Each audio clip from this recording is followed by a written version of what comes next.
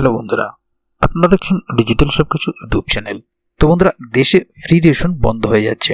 একথা হয়তো অনেকেই শুনেছেন আপনারা, কিন্তু কবে থেকে বন্ধ হচ্ছে বা রেশন বন্ধ হয়ে গেলে আপনারা কি পাবেন এটা হয়তো অনেকেই জানেন না। তো এখানে একটা বিষয় হচ্ছে যে ভারতবর্ষের অধিকাংশ মানুষ কিন্তু রেশনের উপরে নির্ভরশীল, এবং এই রেশন বন্ধ হয়ে গেলে তারা কি পাবে বা কিভাবে চলবে সেটা নিয়েও তারা একটু চিন্তায় আছেন। এবারে বলা হচ্ছে যে ফ্রি রেশন যে বন্ধ হয়ে যাবে তার পরিবর্তে আপনাদেরকে নগদ টাকা দেওয়া হবে। আমাদের রাজ্যে মোটামুটি 5 ধরনের রেশন কার্ড আছে, সেটা আপনারা সবাই জানেন, এবং প্রত্যেক রেশন কার্ডের ক্যাটাগরি অনুযায়ী তারা আলাদা আলাদাভাবে রেশন সামগ্রী পেয়ে থাকেন। তো সেক্ষেত্রে আপনারা যার কাছে যেমন কার্ড আছে সেই অনুপাতে তারা রেশন পাবেন, কিন্তু ফ্রি রেশনের পরিবর্তে সেই জায়গায় আপনারা টাকা পেয়ে যাবেন। তো এই টাকাটা কবে থেকে আপনাদেরকে দেওয়া হবে বা কারা কি পরিমাণ টাকা পাবেন, সেক্ষেত্রে বাজার মূল্য কিভাবে ধরা হবে, এই বিস্তারিত বিষয়গুলো নিয়ে আজকে আপনাদের সামনে তুলে ধরবো। তো সেক্ষেত্রে ভিডিওটি আপনাদের জন্য খুবই গুরুত্বপূর্ণ হতে চলেছে, তাই ভিডিওটিকে কোথাও স্কিপ না করে প্রথম থেকে শেষ অবধি পুরোটাই দেখবেন, যাতে করে কোনো জায়গায় বুঝতে আপনাদের কোনো প্রকারের অসুবিধা না হয়। এছাড়াও আপনি যদি আমাদের চ্যানেলে প্রথমবার হয়ে থাকেন তাহলে অবশ্যই চ্যানেলটিকে সাবস্ক্রাইব করে বেল আইকনটি প্রেস করে অল নোটিফিকেশনে ক্লিক করে দেবেন, যাতে করে আমাদের চ্যানেলে যখনই কোনো নতুন ভিডিও আপলোড হবে তা সরাসরি আপনার কাছে পৌঁছে যায়। তো চলুন দেখে নেওয়া যাক এখানে বিষয়টি ঠিক কি বলা হচ্ছে। এখানে দেখুন একটি আর্টিকেল প্রকাশিত হয়েছে, ফ্রি রেশন, দেশে ফ্রি রেশন বন্ধ হচ্ছে, এবার রেশনের পরিবর্তে নগদ টাকা দেবে সরকার, কারা কিভাবে পাবেন জেনে নিন। জনসাধারণকে সাহায্য করার জন্য এই দেশের সরকার রেশন ব্যবস্থা চালু করেছে। দেশের সব শ্রেণীর মানুষকে চাল, ডাল, অন্যান্য নিত্য প্রয়োজনীয় সামগ্রী তুলে দেয় সরকার। কিছু বছর আগে থেকে বিনামূল্যে রেশন অথবা ফ্রি রেশন প্রকল্প চালু করা হয়েছিল, আর এবার শোনা যাচ্ছে যে সেই ফ্রি রেশন নাকি বন্ধ করা হচ্ছে। এবার থেকে রেশনের বদলে নগদ টাকা দেবে সরকার। Free ration system in India, এই দেশে প্রচুর মানুষের কাছেই রেশন অত্যন্ত গুরুত্বপূর্ণ। রেশনের চাল, ডাল ও অন্যান্য সব সামগ্রী দিয়ে তাদের দিন চলে, তারা জীবন ধারণ করেন, তাই তারা এই রেশনের উপর নির্ভরশীল। তাই হঠাৎ করে যদি ঘোষণা করা হয় যে রেশন বন্ধ হবে, তাহলে স্বাভাবিকভাবেই চিন্তা শুরু হয়ে যায় তাদের। কিন্তু সরকার কি ভাবছে, সত্যি কি এবার রেশন তুলে দিয়ে নগদ অর্থ দেওয়া হবে? রেশনের পরিবর্তে নগদ অর্থ দেবে সরকার? যা শোনা যাচ্ছে, রেশন ব্যবস্থায় এবার বিনামূল্যে চাল, গম দেওয়ার বদলে সরাসরি নগদ অর্থ তুলে দেওয়া হবে উপভোক্তাদের।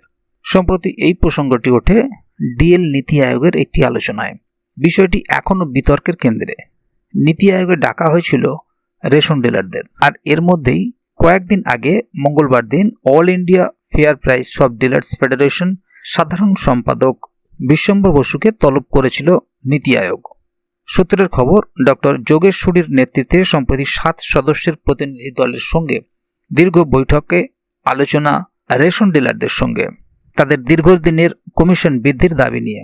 তবে এসবের মাঝে মূল আলোচনায় উঠে আসে আরেকটি বিষয়, আর সেটি হলো সরকার কি নগদ হস্তান্তর নীতির দিকে এগোতে চাইছে।